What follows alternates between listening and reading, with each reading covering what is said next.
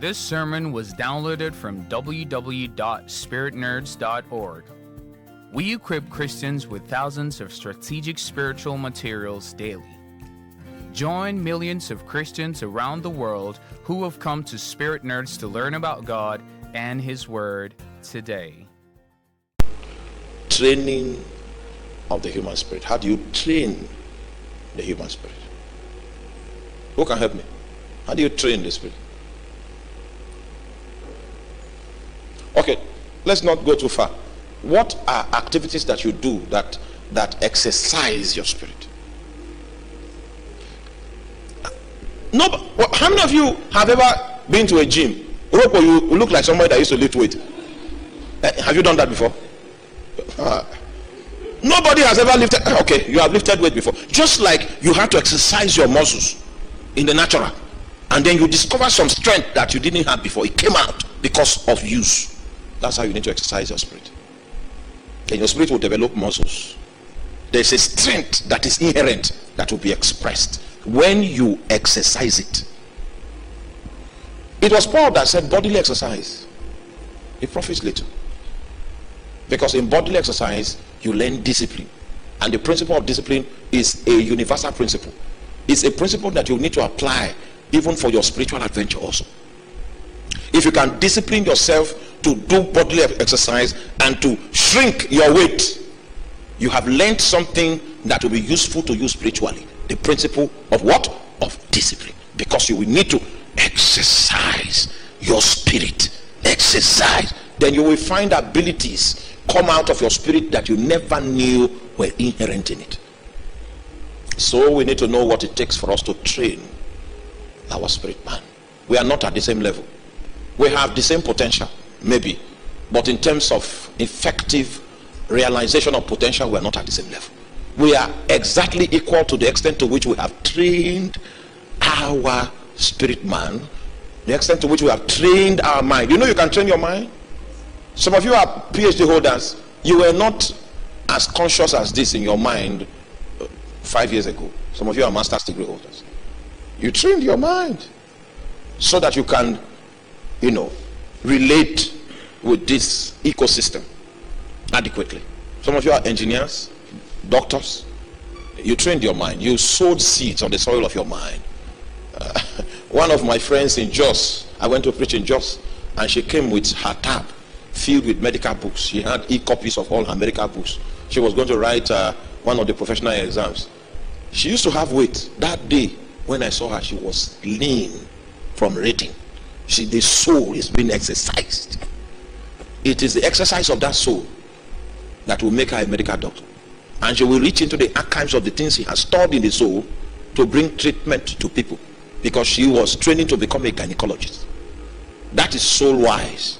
But somebody can finish and become a professor of gynecology, and a witch that is more educated than him, that was brought from the village to help the wife carry children, can raise a magic wand like this in the night, and it will be obvious that the excellency of knowledge is spiritual knowledge. You must train your spirit. So somebody tell me one activity that is an activity that is based on exercising your spirit. One. Okay, somebody say fasting. Who said prayer? Prayer. Meditation. Is that all? Fasting, prayer. Three of them are correct, but these are too basic. You people in this parliament are not supposed to be telling you those ones. Meditation. Okay, what is meditation? Smith, how do you meditate?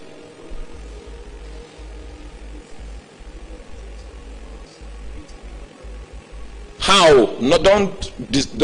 What is the practice of meditation? Pondering over the word. That's what they taught us in school, but that's not true. It's not pondering. It's not a mental thing. It's more vocal than mental. Say it out to yourself. Say it to yourself. When you keep saying it to yourself, a time will come you will believe it. It will lock. That word will lock on your heart. Say it, hear it. He said, before I come, give attention to reading. Read the scriptures out to hear. Oh, you remember the Ethiopian eunuch? He was reading it loud. That was why Philip was able to come and say, understand this. What thou readest. Say it to yourself. And you don't need to, if you are used to it, you don't need to say it out. You can be saying it in your mind. I can be saying scriptures from here to Abuja if I'm traveling with a car. That's why I enjoy journeys. Oh Jesus, I am not with you. I am not with you when I'm traveling. We are not together. I was flying to London and we just entered and something was on my heart and I was praying it and brooding on it. I didn't know when they said put on your seatbelt. We are about to land. What's happening? We have reached London. You say it. It's deliberate. Keep saying it. So me, I can be saying it without talking now. But when I started, I used to talk. I can say it. Then the spirit now begins to act on it. Then the spirit, when the spirit takes hold of it, it will multiply it. I can preach for 365 days. Yes. And I won't repeat myself. Because as I'm preaching now, something has opened that I can work on. If I work on that thing this night, it can take us for another 14 days. Yes. Another 14 days. And next year we start again on a new. If you have exercised your spirit in meditation, you will never lack inspiration. Never lack inspiration. Never lack inspiration.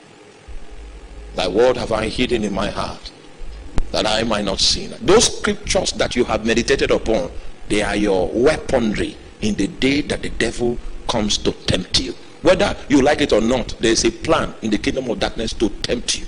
But it's those scriptures that you have deliberately meditated upon. It has become part of your arsenal.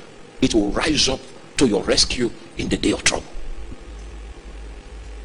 So you will need to train your spirit deliberately. Another training, another exercise is speaking in tongues. Most of us speak in tongues and it is very loud.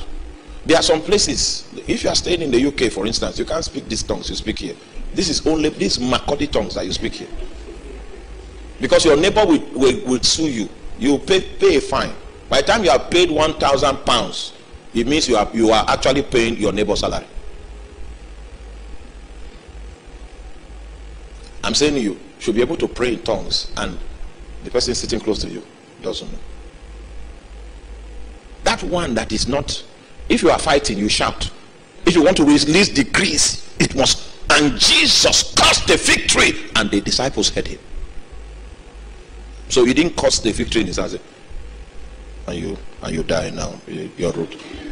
His disciples heard him. But there are many things you can do indoors.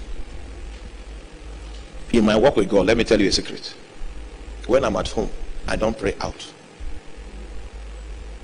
And this happened because I went to visit my sister one day in an environment where I couldn't shout.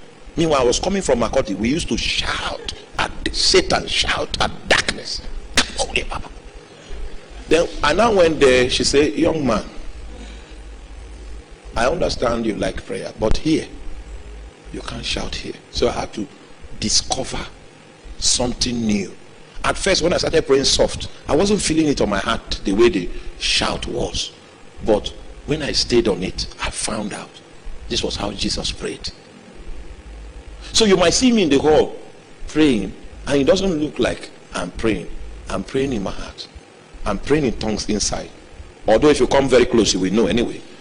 That prayer I'm praying inside, I know the reaction is producing. I know when I pray to a point where I can make you stumble from that seat. I know. I feel every movement that is taking place on the inside. Do you feel your spirit? If your spirit rises, do you know? Do you know when you have prayed until you have authority to heal the sick? Do you know how it feels?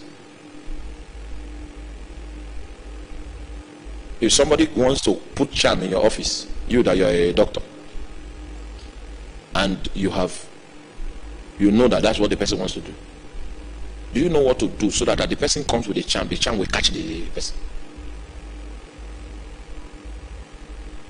Train your spirit. When you do, the people that you were afraid of will become afraid of you. When you see me, I don't pray loud until there's an unction that comes on me. I pray inside, soft. I can be looking at you, I'm praying. Looking at you, I'm praying. What is happening on my inside is much more than what is happening outside. And I'm studying the movement. I'm studying when he will rise up, because I've exercised it and I will yet exercise it. So Paul says that I pray in tongues more than you all.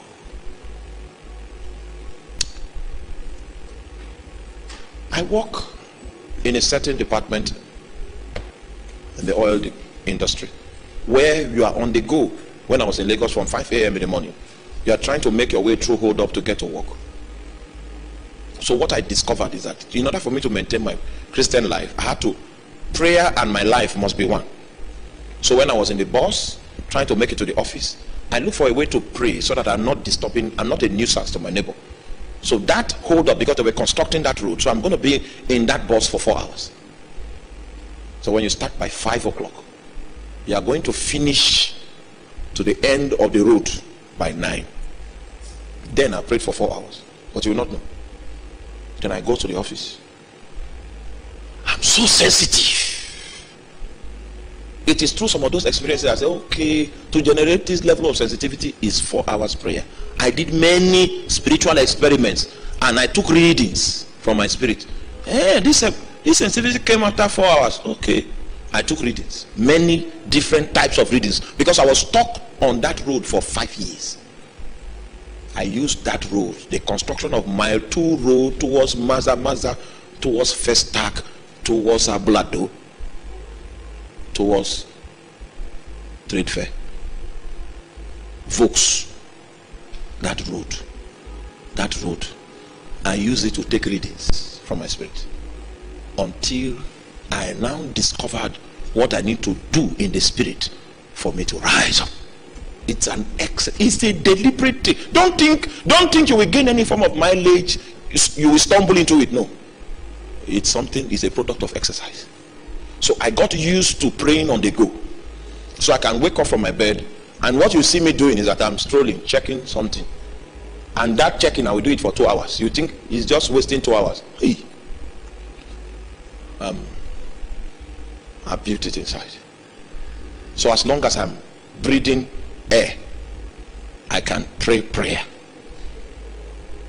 So some people ask, when do you pray? I live on the charger. When do you charge? I live on it. I connect the charger, I live on it. I live on the charger. You exercise your spirit until nothing takes you unawares again.